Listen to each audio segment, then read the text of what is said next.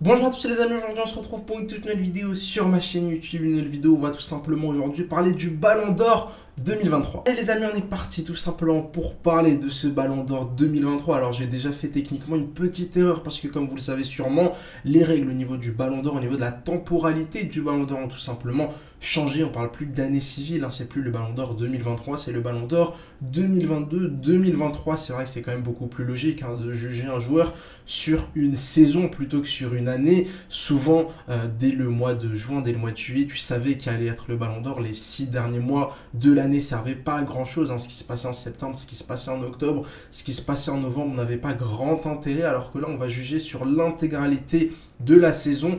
On est parti du coup pour tout simplement discuter autour de ce fameux ballon. Les amis, on va tout simplement du coup parler du petit Ballon d'Or 2022-2023 et je vais tout simplement rapidement rentrer dans le vif du sujet. Qui doit remporter ce Ballon d'Or? Il y a évidemment énormément de joueurs qui sont susceptibles de remporter ce Ballon d'Or. Je vais d'abord faire quelques mentions honorables des joueurs qui ont fait vraiment une très très bonne saison, mais qui pour moi ne sont vraiment pas dans le débat, qui pour moi, voilà, il leur manque quand même pas mal de trucs pour rentrer dans le débat. J'ai tout simplement envie de commencer d'abord par Vinicius Junior qui a fait vraiment une saison fantastique avec le Real de Madrid. Voilà, en Liga, il a été très très important. Ça a été pour moi le meilleur joueur du Real de Madrid en 2022-2023. En Ligue des Champions, il a aussi marqué des buts super importants avec le club madrilène, mais malheureusement, c'est trop juste parce qu'avec le Brésil, la Coupe du Monde, ça a été quand même globalement assez décevant parce qu'avec le Real, t'as pas remporté de titre suffisamment important. Alors une Coupe d'Espagne, c'est très bien, on sait que Messi a déjà remporté le Ballon d'Or en remportant juste une Coupe d'Espagne, mais la saison, elle n'est pas suffisamment bonne individuellement pour pouvoir vraiment, pour moi, entrer dans le débat. On a ensuite un autre attaquant qui a fait une très grosse saison en 2022-2023, c'est tout simplement Kylian Mbappé. Alors pour moi, Mbappé, il fait une énorme saison. Il fait une très bonne Coupe du Monde, mais je trouve que sa Coupe du Monde, elle est quand même un peu surcotée. C'est vrai qu'il y a cette finale, évidemment, il met un triplé, il met 2 pénaltys, mais il met son pénalty en séance de tir au but. Ce comeback limite à lui tout seul dans cette finale, cette mini remontada, elle est absolument extraordinaire, mais je trouve que sa Coupe du Monde, elle est quand même un peu surcotée. Il y a ce match face à l'Angleterre où Kylian Mbappé a été très bien défendu par les Anglais. Il y a ce match face au Maroc où là aussi, pour moi, Kylian Mbappé n'a pas fait un très grand match. Ça fait quand même 2 matchs élimination directe sur 4 où tu as quand même un niveau quand même plutôt moyen. Déjà en phase de groupe, ça n'avait pas non plus été exceptionnel. La saison d'Mbappé en Ligue 1, en Ligue des Champions, elle est quand même aussi assez décevante. Alors évidemment, il finit meilleur joueur de Ligue 1, il finit meilleur buteur de Ligue 1. C'est logique, j'ai envie de te dire. Tu joues au Paris Saint-Germain, tu joues dans le meilleur effectif de France, c'est complètement normal. La saison, elle est très bonne de Kylian Mbappé. S'il avait remporté la Coupe du Monde, pour moi, il aurait été dans le débat, mais malheureusement pour lui, un peu comme Vinicius, ça manque d'un titre majeur. Pas de Coupe du Monde, pas de Ligue des Champions. Très difficile d'entrer dans le débat. Petite mention encore une fois pour Osimhen, Victor Osimhen, l'attaquant du Nigeria, et saison vraiment exceptionnelle cette série à remporter, c'est quand même assez exceptionnel, mais malheureusement pour lui, Victor Osimhen, il ne s'est pas qualifié à la Coupe du Monde avec le Nigeria, et forcément dans ton bilan, ne pas avoir ne serait-ce qu'un quart de finale de Coupe du Monde, c'est quand même très compliqué pour moi d'espérer remporter le Ballon d'Or en année Coupe du Monde. Encore une fois, cette Coupe du Monde, elle a pour moi un poids très important. En Ligue des Champions, malheureusement pour lui, et cette défaite face au Milan AC en quart de finale pèse lourd. Alors évidemment, ça reste une saison historique pour le Napoli. C'était la première fois qu'ils allaient en quart de finale de Ligue des Champions. Ils ont réussi à retrouver le Scudetto depuis très longtemps. Saison XXL, saison historique pour Victor Osimhen. Maintenant, pour gagner le Ballon d'Or, il aurait fallu, voilà, peut-être une finale de Ligue des Champions, peut-être un quart de finale de Coupe du Monde pour vraiment entrer dans les débats. Il y a eu quelques pépins physiques qui malheureusement lui auront coûté très cher à lui et au Napoli cette saison.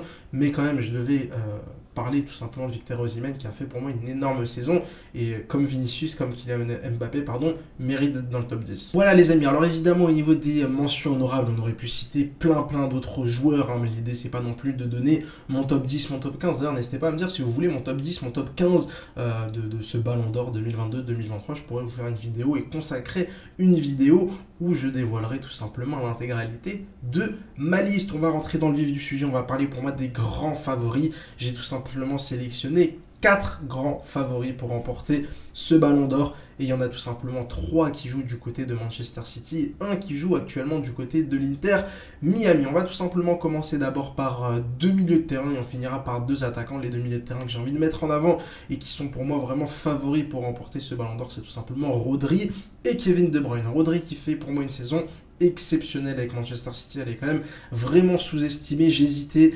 Rodri, Gundogan, j'ai vraiment hésité à mettre l'un ou l'autre. Je trouvais que voilà, Rodri a ce but en Ligue des Champions, magnifique, le fait que c'est très certainement le meilleur 6 du monde à l'heure actuelle, le fait que, voilà, vraiment Rodri, pour moi, énorme saison de sa part. J'hésitais avec Gundogan, Gundogan aussi aurait mérité, je pense, de faire partie de cette petite liste de 4 joueurs, mais j'ai vraiment décidé de me limiter et j'ai décidé de faire un choix, mettre en avant Rodri qui a fait pour moi une excellente saison. Malheureusement pour lui, il joue un poste pas forcément très valorisant, il joue un poste où on a du mal à décerner tout simplement des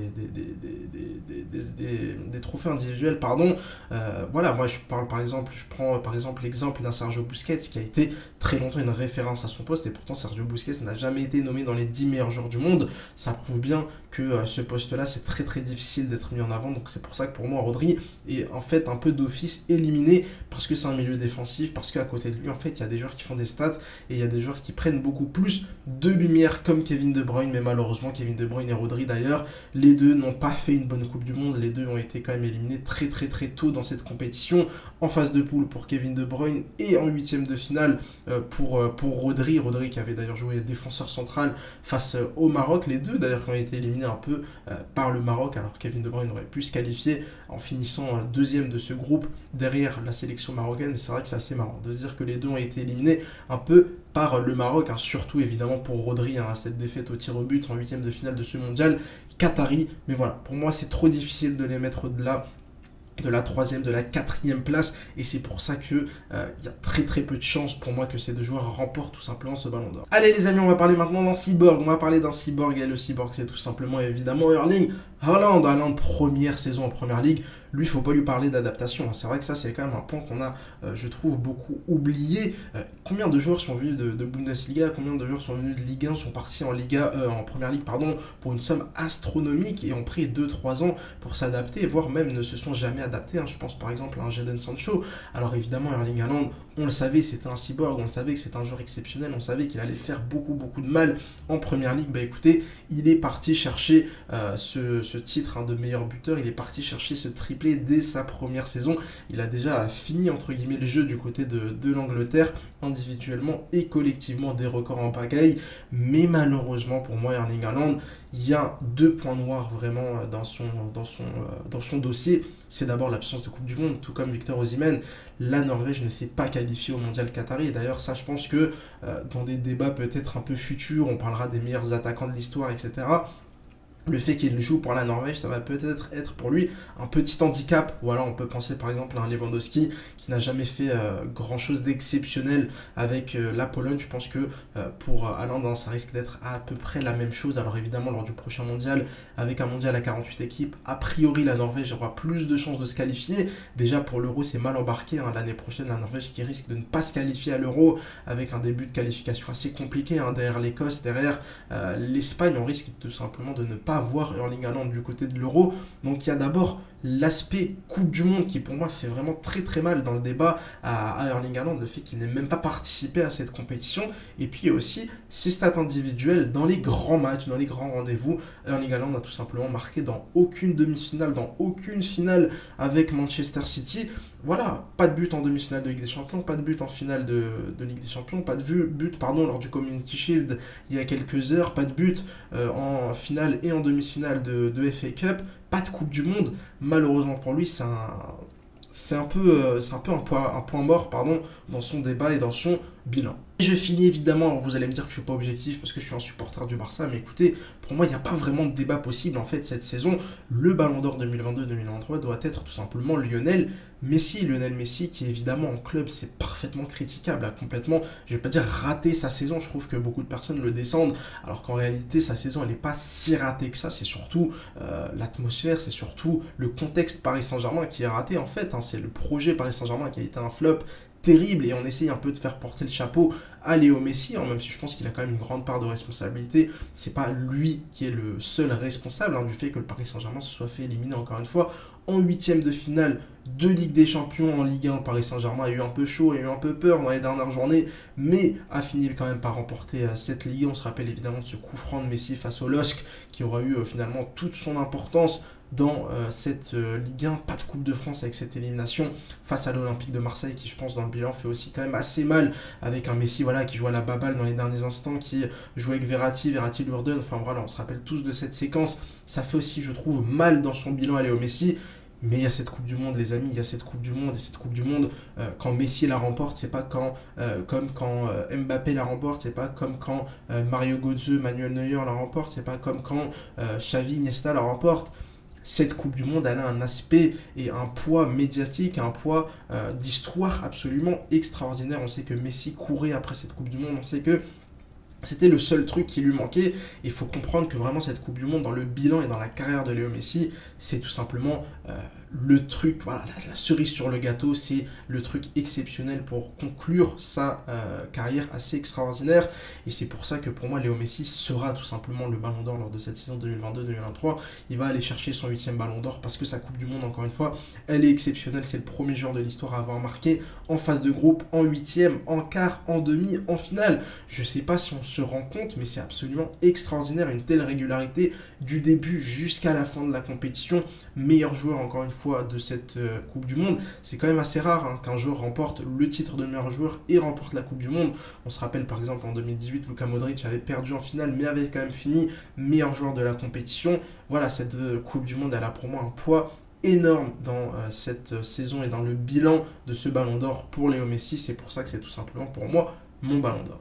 Voilà les amis, n'hésitez pas à me dire ce que vous en pensez. Est-ce que Erling Haaland, est-ce que De Bruyne doivent tout simplement remporter ce Ballon d'Or à la place de Léo Messi? Encore une fois, voilà, si tu trouves que la Ligue des Champions, si tu trouves que la Première Ligue, ça a plus de valeur que la Coupe du Monde, je pourrais parfaitement le comprendre, mais on est en année Coupe du Monde. La Coupe du Monde, c'est une fois tous les 4 ans. Et encore une fois, Messi a fait une grande Coupe du Monde. Ça n'a pas été un joueur qu'on a laissé sur le banc, ça n'a pas été un joueur qui est passé à côté de sa finale. Et voilà, chaque match, il a été exceptionnel. En 8e, en quart, en demi, en finale. Je me rappelle de ce but face au Mexique en phase de groupe, absolument fantastique. C'était sa Coupe du Monde, c'était sa compétition. Il est parti la remporter. Et pour moi, le voir remporter le Ballon d'Or, c'est tout simplement la suite logique de l'histoire. N'hésitez pas à me dire ce que vous en avez pensé de cette vidéo, n'hésitez pas tout simplement à me donner votre top 3 du Ballon d'Or pour vous qui mérite de remporter ce Ballon d'Or. Si cette vidéo vous a plu, évidemment, n'hésitez pas à mettre un petit like et à vous abonner pour ne pas louper les prochaines. N'hésitez pas à me suivre sur Twitter pour tranquillement parler football. Allez, ciao ciao les amis.